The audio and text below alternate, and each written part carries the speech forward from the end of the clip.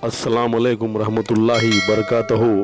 मोअज़्ज़िज़ नाज़रीन, आज की छोटी बात बड़ी इबरत की बात है समझने वालों के लिए।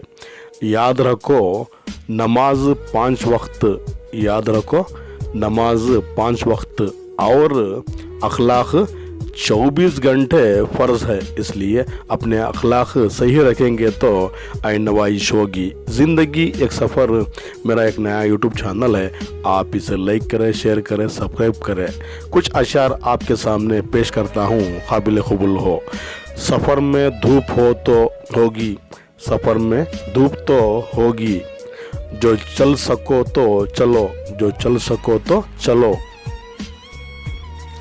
सभी हैं भीड़ में, सभी हैं भीड़ में, तुम भी निकल सको तो चलो, तुम भी निकल सको तो चलो।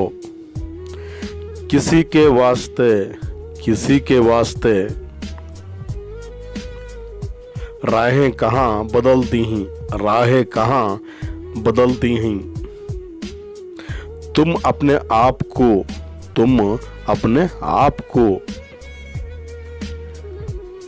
खुद अपने आप को बदल सको तो चलो, खुद अपने आप को बदल सको तो चलो।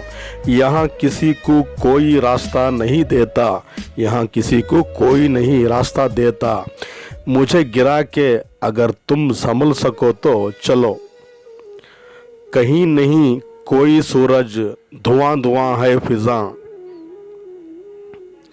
खुद अपने आप से बाहर निकल सको तो चलो।